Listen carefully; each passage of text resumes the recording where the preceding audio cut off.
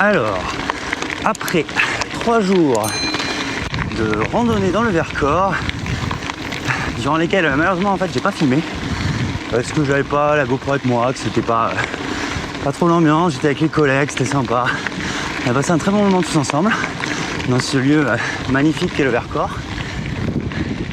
Et donc fast forward 2 jours après, je reprends ma route direction l'Ardèche. Je me rends à Saint-Agrève pour le départ de Gravel-Ardèche. Donc là, je vais traverser par l'un des seuls passages en fait qui permettent de traverser le haut plateau du Vercors et de passer de l'autre côté, côté Drôme, le col de Menet. Donc j'y vais par des chemins. La météo est superbe. Ça va peut-être taper un petit peu là, dans pas trop longtemps. Mais pour l'instant, c'est cool. J'ai eu l'occasion déjà en fait, même si j'ai pas filmé, de rouler, alors pas sur ce chemin là, mais de rouler dans les chemins du coin là, vraiment dans la montagne, pendant ce séminaire. Et ouais, c'est cool, c'est technique, ça monte très très fort. Et ça fait du bien, ça fait une bonne mise en jambe avant la course. Il s'agit de pas se cramer. Quand je te dis que ça monte, c'est que ça monte. Oh la vache. 20%. Putain.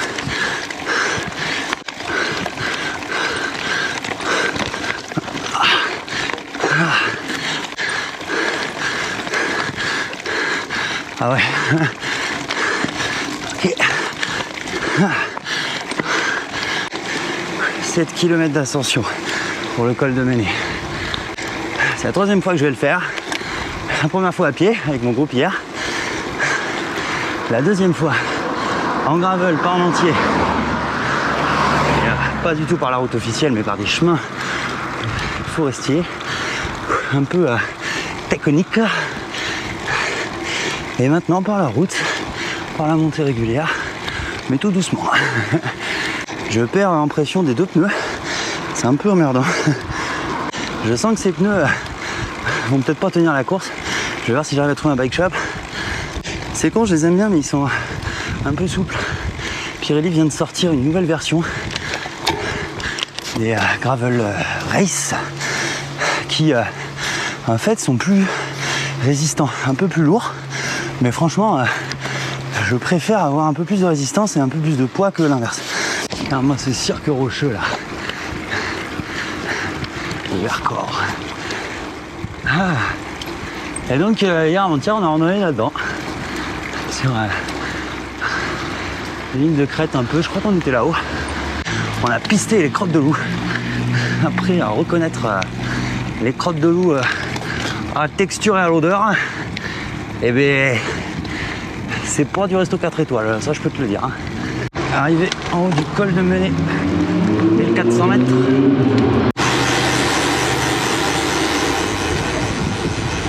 Et de l'autre côté, ça débouche. Nous voici dans la Drôme. Ah, au pied de l'Isère. Ah, j'ai comme l'impression qu'on va avoir un beau panorama. Yes. Ah. Regarde-moi ça.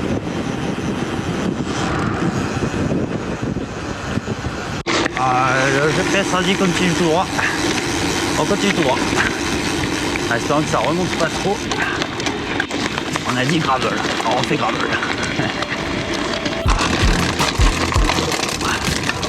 Descente technique.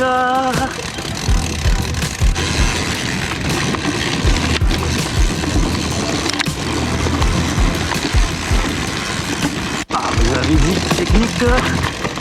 Vous voulez du technique, voilà du technique. Putain, ça glisse.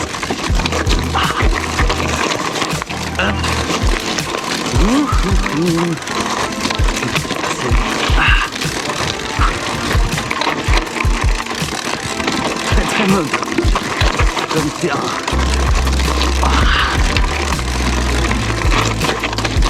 Très étroit. Voilà, ça va mieux.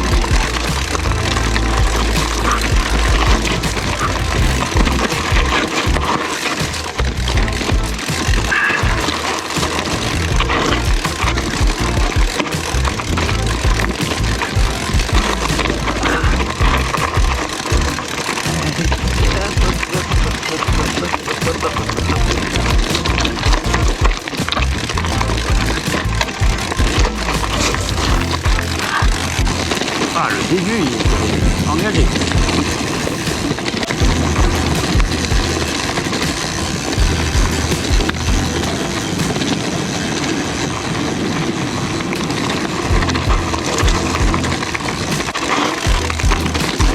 Le grand kiff.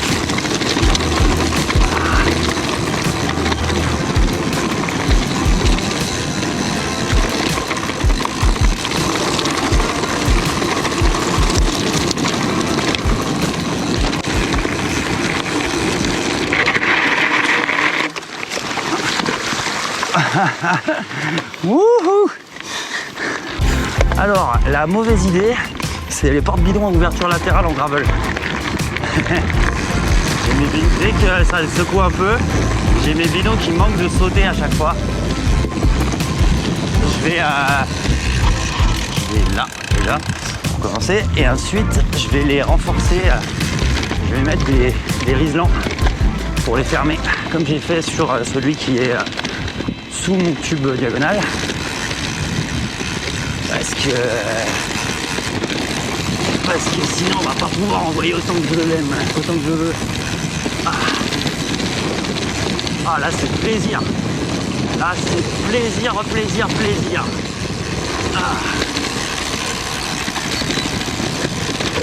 Ouais, voilà. De toute façon en gros il faut descendre.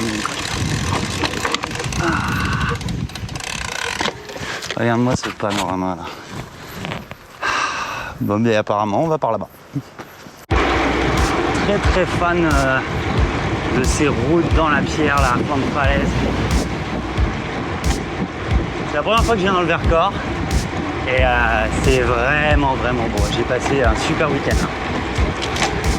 Sur ma route, il y a une ville qui s'appelle Cray, dans la Drôme, où j'étais en vacances il y a l'été dernier. Et c'est rigolo parce que en fait c'était mon tout premier bikepacking. À l'époque j'ai roulé encore en vélo électrique avec mon cow-boy et j'avais donc j'allais à Cray en vacances avec mes parents et ça m'avait chauffé d'y aller à vélo en fait, enfin de faire un petit bikepacking. Donc j'avais pris le train de Paris jusqu'à Grenoble et ensuite j'avais descendu l'Isère depuis Grenoble pour rejoindre Cray, donc en vélo électrique. Et d'ailleurs je m'étais retrouvé comme un con à court de batterie en bas du dernier col, donc je me souviens que mon père est venu me chercher en bagnole pour me rapatrier quoi. Et ça va être très rigolo de boucler la boucle quoi. Un an après, à peu près un an après d'ailleurs, parce que c'était à cette période là, et ben un an après j'ai plus de vélo électrique, je kiffe le vélo, j'ai de nouveaux vélos, mon 3T, le RNR avec lesquels je vis des super aventures. Et ouais, c'est marrant tout ce qui s'est passé en un an. Il y a un an je faisais pas de vélo en fait. C'est bientôt l'anniversaire. L'itinéraire est sympa, je suis sur l'itinéraire conseillé la Drôme à vélo, qui est que j'avais déjà fait du coup en partie, et qui est vraiment cool, assez sauvage, sur des petites routes assez peu empruntées.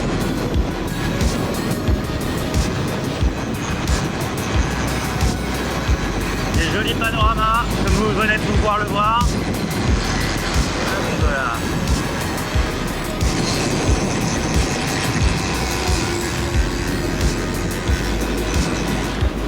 Bon là c'est assez étroit.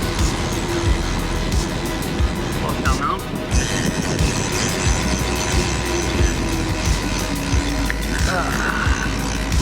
Et là il fait chaud mais pas. Il y a du vent, il y a beaucoup de vent dans la gueule, donc ça rafraîchit et il fait 32 degrés. Donc c'est pas désagréable. Yep. Yep. Yep.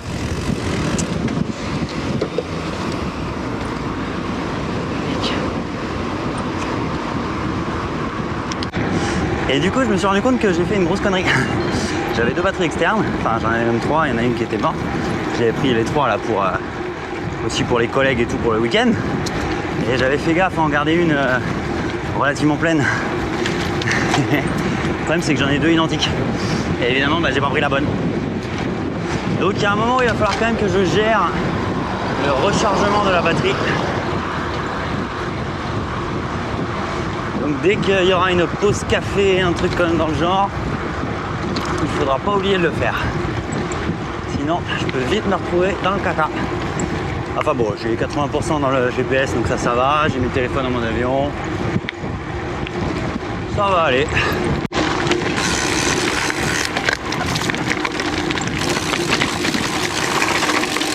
Wouhou! Yes! J'ai calé.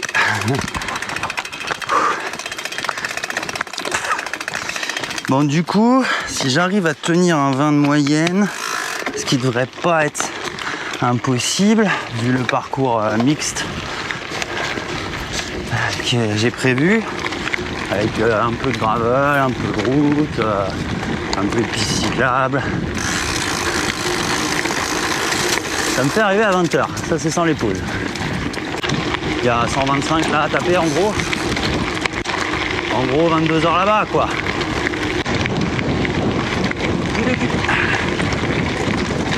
Et il y a beaucoup de vent.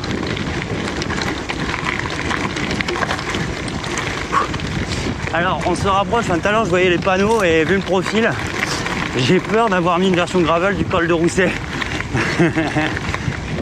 Visiblement j'ai deux petits cols à monter là avant d'avoir une grande partie plate.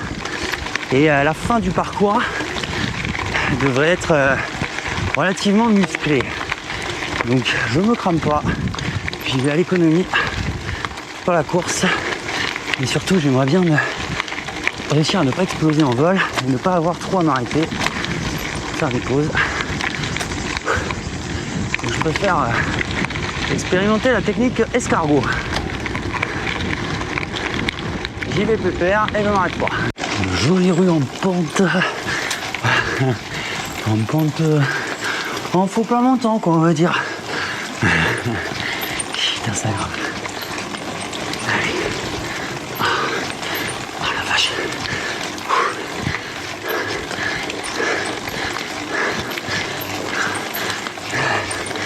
Alors, est-ce que c'est bientôt fini? Non, c'est pas du tout bientôt fini. Il y a la montée qui continue.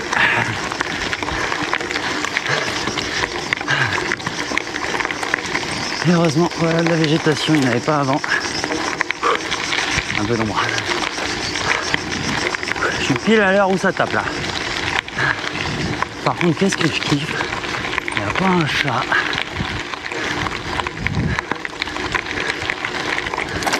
Je suis au milieu de superbes forêts de pins. En direction du col du Rousset. C'est la session sage. Là, les trucs comme ça, ça ne sert à rien de s'énerver, à part à se mesurer la quéquette.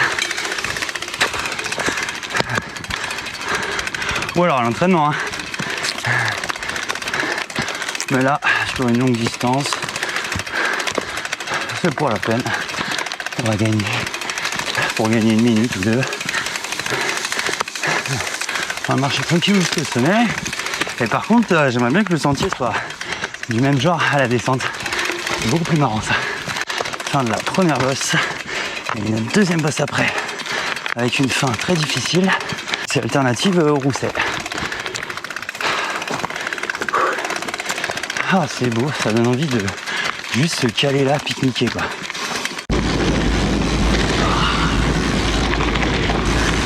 La descente est moins technique.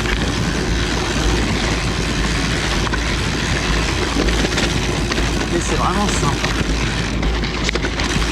C'est l'espèce de sentier caractéristique là, des Alpes de Haute-Provence. Ah. Les Alpes du Sud.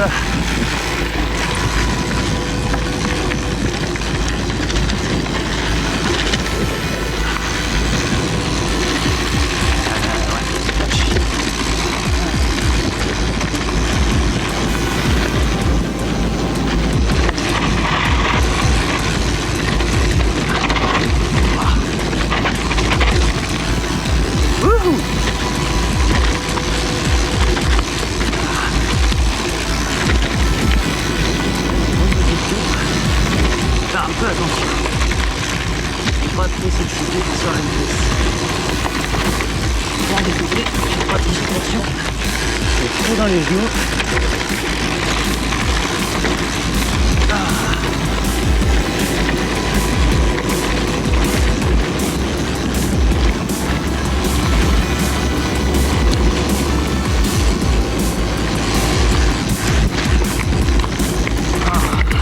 Ah oui, vous vous demandez peut-être ce qu'il est advenu de mes prolongateurs.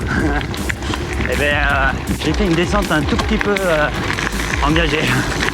Et je m'en suis pas rendu compte, mais ça tabassait tellement que j'ai perdu un des coussins. Et les prolongateurs sans les repose good, c'est pas très agréable, on va dire. Du coup, je les ai virés. Je les ai filés à un collègue qui va me les ramener un petit. Et voilà. Et pour l'instant, c'est sans prolongateur.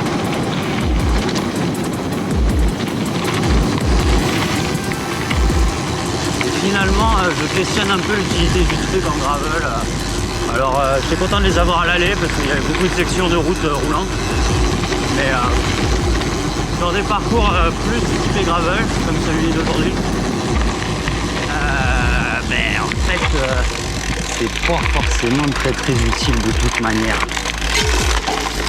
Même si des fois on est content de les avoir pour se reposer à la longue. Mais le RNR il est confort, donc ça c'est cool. Wouhou! On va rester 3 minutes.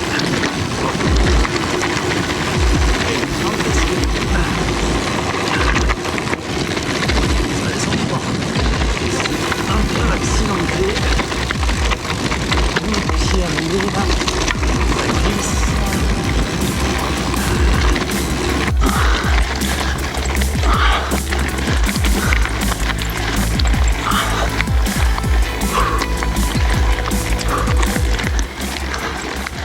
J'ai enfin atteint le sommet de la deuxième bosse, qui n'est pas un sommet type col, mais qui me fait arriver sur un plateau.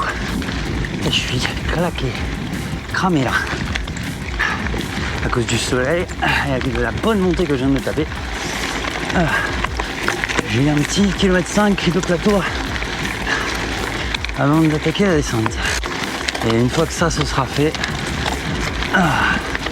normalement on va revenir sur du beaucoup plus roulant. On va pouvoir faire remonter la moyenne, qui s'est bien effondrée. Mais c'est normal. Allez, j'arrive à Cray. Il y a un vent, mais qui me colle au sol.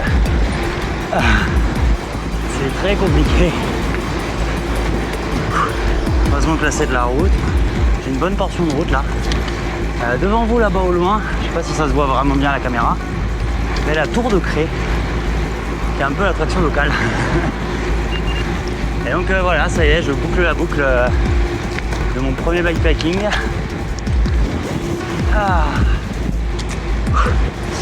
Et je m'arrête pas parce que il reste pas mal de routes, encore une centaine de bornes mine de rien.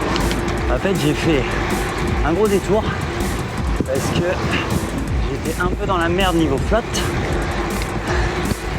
Et donc j'ai été obligé de rallonger, de faire une boucle et tout pour aller chercher de l'eau. Parce que bon, c'est la Drôme, c'est un petit peu le désert. Donc ouais, là je me suis mis un peu de route là, histoire de pas me mettre trop en retard non plus, pouvoir rouler. Et sinon, ce que vous n'avez pas vu, c'est que j'ai fait aussi une grosse pause du coup pour brancher la batterie externe, pour recharger le téléphone, pour manger et puis pour boire un bon café. Et maintenant, il nous reste combien là? 85 km. Plutôt plat. Ça c'est cool. J'ai une grande section plate. Environ 60 bornes, je pense. Donc là, ça va me permettre d'avancer. Par contre, après, ça va être difficile. Allez, on va essayer de sortir de la ville et de retrouver des petits chemins gravel roulants.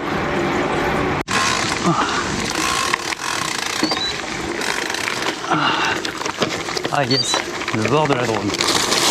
De la scie, je crois que c'est la scie. C'est pas la Drôme.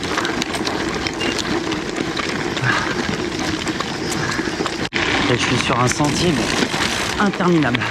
Un petit single À ma gauche, la Drôme, à ma droite, la voie de chemin de fer. Et là, ici, un truc, mais je pense que ça fait 10 km que je suis dessus, en fait. Ça n'en finit pas. C'est marrant, hein. C'est marrant, mais c'est très étroit. Pas mal de racines. Donc, faut rester attentif, quoi. C'est sympa. Oh. Merci. Voilà, restez attentif aussi, les promeneurs, quelques-uns, pas beaucoup. J'arrive en vue du Rhône, le pont que vous voyez devant là, avec la petite tour, traverse le Rhône. Et donc ça marque la fin de mon épopée dans la Drôme. On va monter en Ardèche. Il me reste, point sur l'armure, il reste 63 km et demi. Ah, donc c'est pas mal. Selon le terrain, je vais pas arriver trop tard, c'est pas mal. À peu près à 22h comme j'avais dit. Je fais pas mal de pauses. Je viens d'en refaire une. Avec un mec cool là que j'avais croisé dans un petit patin. Avec qui on a discuté un peu. Qui m'a refilé de quoi remplir mes bidons.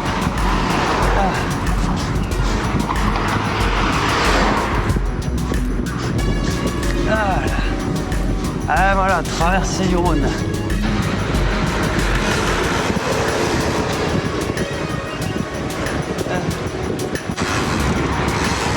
on tourne sur la droite. Allez. On va prendre la volette. Départ de la Dolce Via. Donc c'est une véloroute aménagée en Ardèche, assez longue et qui va constituer, il me semble, une bonne partie de la trace de demain. Donc si la trace est comme ça, ça va rouler vite. Là je suis un peu éclaté, j'avoue. Donc je roule pas trop vite. Donc c'est un léger faux plat montant. C'est vachement bien d'avoir un réseau de véloroute aménagé comme ça. C'est vraiment très agréable à rouler. Allez, il va être l'heure de... Même si je voulais essayer de les garder pour demain, je vais passer au gel. Faisant un coup de peps en fait. J'ai toujours pas fait de vrais repas. J'en fais de moins en moins quand je fais des longues comme ça. Mais là j'avoue que la prochaine boulangerie, j'aimerais bien un sandwich ou un burger. J'ai envie de manger un truc rapide, potentiellement sur le vélo. Mais un vrai truc quoi, parce que mes barres de céréales, c'est bien mais... C'est bien mais c'est pas pareil. Bon, c'est l'heure de la fringale. Ah putain. Je me suis posé là, je viens de bouffer une barre de céréales et un gel. Ça va repartir mais... Putain, j'avais presque réussi à l'éviter celle-là. Bon allez, je suis à... Pas grand chose hein. Trentaine de kilomètres du but, un petit peu plus. J'ai envie d'une pizza, je vais chercher un truc sale. Demi-tour après une petite fringale. Les familles, on adore. Je retourne 1 km en arrière parce qu'il y a une petite créa. Et c'est la dernière avant 15 bornes. Et ensuite ça va monter sec. Donc on va monter en moyenne montagne. Je me dis que c'est pas très malin d'y aller en n'ayant pas forcément bouffé ou voilà. Faut que je recharge, je viens de me rendre compte que ma lumière arrière était morte. Donc faut que je recharge. Donc bon, allez, il est 20h. Donc je vais aller manger une pizza, charger tout ça, me poser un peu. Et ensuite on attaquera les... Je sais pas combien il reste exactement, une trentaine de kilomètres je pense. Allez, après une bonne grosse pause pizza, ça redécolle pour la dernière section. Il me reste 35 km. Dont une belle bosse d'une vingtaine de bornes. Ça va être dur, je vais arriver tard, mais voilà. Bon, j'avais vraiment besoin de faire une pause après la fringale. Donc on va finir de nuit comme d'habitude. Direction le camping. À tout à l'heure. Allez, c'est parti pour 10 bornes de montée. Difficile, mais à 13%. Une trade. Tout à gauche, je mouille. Il n'y a pas un autre chemin. Ouais, ça va peut-être pas rester comme ça. Allez, histoire de me terminer en beauté, je me fais un petit hike bike. Dans un truc, mais pentu. Putain. Pour pouvoir remonter. Putain. C'était pas une bonne idée sur la montée gravel là pour finir. Je suis en train de me massacrer la tronche. Ça va tirer très fort demain matin. Une petite tasse d'étirement. Oh putain. Mais qu'il est cool. Et en haut c'est la fête des voisins, apparemment. Bon. Allez, ça sent la fin de la ride. Je suis à 8 km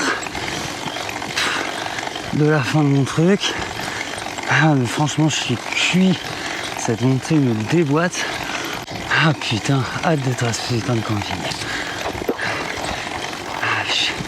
Putain, je suis vraiment claqué, mais cette montée, elle est traître. Elle fait très mal, je trouve. La route du vent. Compliqué. Bon, bah ça y est, je suis arrivé au camping. Destination finale, prêt pour la course demain. Après discussion avec Benoît, je me demande si je vais pas faire la 80 en fait. Je suis mort, il faut que je dorme. Je verrai comment ça se passe, si j'arrive à me lever pour la 160. Voir surtout si j'ai les jambes, parce que là, l'ascension finale m'a fait exploser, mais alors bien comme il faut. Et je me dis que l'un dans l'autre, ça m'arrangerait bien en fait de rentrer à Annecy trop tard demain soir.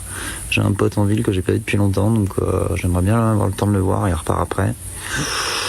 Bon, on verra. De toute façon, là c'était week-end bikepacking plaisir, donc non, super content. Un très beau parcours, très beau parcours, technique difficile, mais et puis là tout le vent dans la gueule. Mais non, des super images, des super souvenirs. Allez, bonne nuit les amis, à demain.